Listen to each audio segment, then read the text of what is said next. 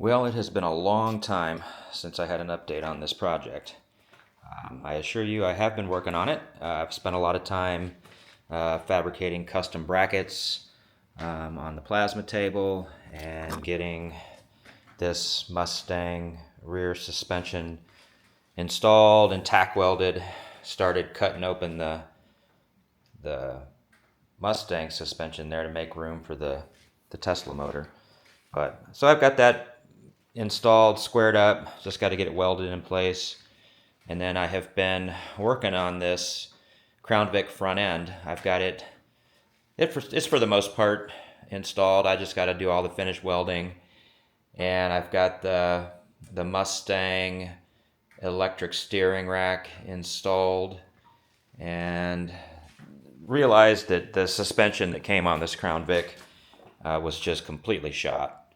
So I've got just a giant mess going on here trying to get all the control arms and bushings, and literally, I think I'm going to replace the shocks.